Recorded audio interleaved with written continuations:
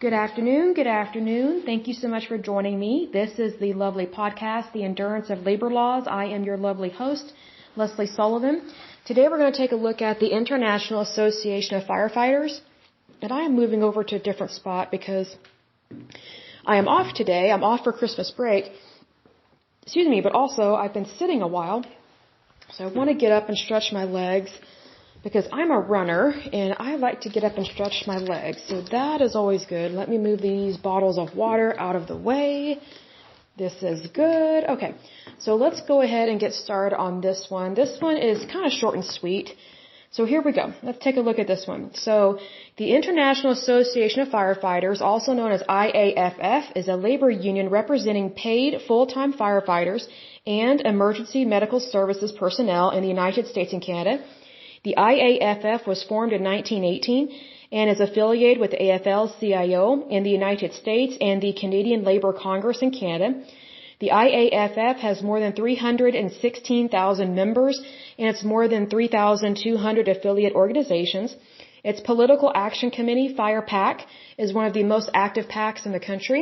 I would be kind of concerned about that because these PACs are usually to do with monies going towards political campaigns. So I would want to know what it means by most active. Let's see here. The next section is IAFF mission and their history. So it says the IAFF was formed in 1918.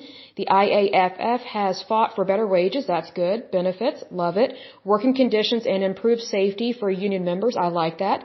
The IAFF has also pushed for more full-time union firefighters. Now that I agree with, and here's why. Here's the thing. Whenever you have a job and you need the best people to do the work, the best people are going to be your full-time workers, not your part-time workers. And I can say this because I've worked part-time and full-time at different jobs. And I'll give an example of something that doesn't have to do with me or a firefighter, so it will be an independent example. There was a story, I don't know how many years ago, there was this young woman, she needed a kidney transplant and her brother was a perfect match.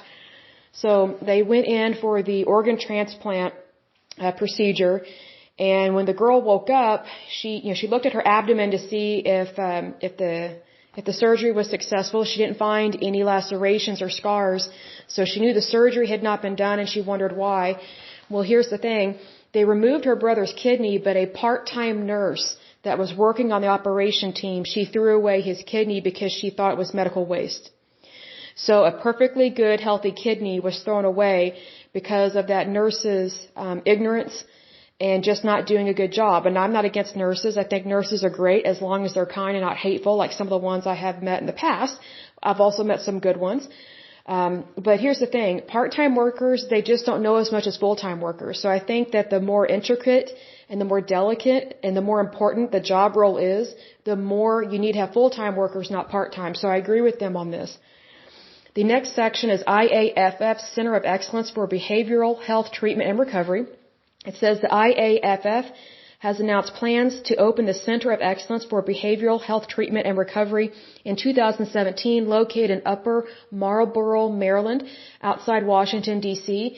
The IAFF Center of Excellence is intended for union members only and will offer treatment for recovery from post-traumatic stress and co-occurring addictions in hopes to help members return to the job. That's awesome. Maybe that could be a model to help the VA help our veterans. I think that would be really good because the VA is not doing a good job of helping our veterans in that front. The center also will serve to train and educate peer support members in the treatment of post-traumatic stress and substance abuse in the firefighter population. The ultimate goal is to develop protocols for fire departments to use to help firefighters. The next section is IAFF Legislative Conference. It says each year the IAFF hosts a national legislative conference in Washington, D.C. that is open to any IAFF member who wishes to register. The IAFF Legislative Conference is the largest legislative conference of any union in the country. Over the years, attendees have heard from President Bill Clinton, Vice President Joe Biden, which he is now our current president, members of the cabinet of both Republican and Democratic administrations, and numerous members of Congress, including the leadership of the Senate and House of Representatives, and key congressional staff. The next section is about membership restrictions. It says IAFF as a union represents full-time paid firefighters and emergency medical technicians, and membership is not open to volunteer firefighters. Its bylaws do not allow members to work or volunteer with any other emergency service organization beyond their full-time employer and can have their membership revoked if they do, though in practice this rarely, if ever, happens. The next section is the IAFF Firefighters Interested in Registration and Education Political Action Committee. FirePAC is the federally registered political action committee of the IAFF. FirePAC was established in 1978 and has grown into the top 1% of all federally registered PACs. That concerns me a little bit because you're usually dealing with monies. During the 2009-2010 election cycle, FirePAC raised $5.3 million and was the 10th largest PAC in terms of donations to federal candidates. Within organized labor, FirePAC has been the most bipartisan PAC during the last decade. I kind of find that hard to believe because most of the time when I think of bipartisanship, it usually means Republicans are caving into Democrats. So I would be interested to see how that worked out. It goes on to say contributing a larger percent of its donations to Republican candidates than any other union. I would kind of want proof of that because it's very rare for them to support Republican candidates and unions, which is what we have seen throughout these podcasts. Goes on to say the IAFF follows a simple philosophy when supporting candidates. They support those who support them, regardless of party affiliation or one's political leanings. I kind of disagree with that because, see, here's the thing. Party affiliation and political leanings matter. And the reason why is because it tells you where their true loyalty lies.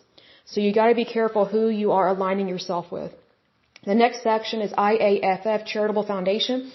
It says the IAFF Charitable Foundation was formed in 2011 to assist IAFF union members and their families if affected by natural disaster, including hurricanes, earthquakes, floods. Also promotes fire and burn prevention, advocates for firefighter health and safety, and provides public education on how to prevent and recover from burn trauma. Now, from what I can tell with this, just from reading this, I think that's absolutely wonderful, and here's why. In a lot of my previous podcasts, over and over again, I've really wished for unions to help their own members, especially in terms of tragedy and hardship. And right here, we see where they create a foundation specifically to help their union members when they have catastrophes happen. I think that's great, and this is the first time we have seen this. The next section is IAFF Fallen Firefighter Memorial. The IAFF Fallen Firefighter Memorial is a permanent remembrance of IAFF members and emergency medical services personnel who have lost their lives in the line of duty. An annual Fallen Firefighters Memorial Ceremony is held each year in September in Colorado Springs, Colorado, with the exception of 2020 and 2021 due to the coronavirus COVID-19 pandemic. More than 8,800 names of fallen IAFF members are etched on the wall. That might actually be a wonderful thing to go see. I would love to do that. The next section is Muscular Dystrophy Association support. It says the IAFF is the largest national sponsor of the Muscular Dystrophy Association, also known as MDA. Members raise funds primarily through the Fill the Boot campaign, which helps fund MDA summer camps for children, professional and public health education and other programs. Total donations since 1954 are over $558 million. Since 1966, the International Association of Firefighters has appeared on and co-sponsored the Jerry Lewis MDA Labor Day Telethon. I did not know that, but that's really interesting to know. One thing I thought of is I would like to know how close they are to finding a cure for muscular dystrophy, because I haven't heard of anything, and I also don't know of the type of treatments that they have, but I would think that if they have received almost $500 million from this particular labor union, then I would hope that they would be closer, because I think it would be really great to have a cure for that. So, but that is it for this podcast. This is short and sweet because it was a short one, and so far I don't really find anything really shady with it, which is kind of strange because I'm definitely looking for things that are odd. But the next one we will take a look at is called Unite Here, and that was started in 2004. So we will take a look at that one next time. But until next time, I pray that you're happy, healthy, and whole, that you have a wonderful Christmas and a Happy New Year. Thank you so much. Bye-bye.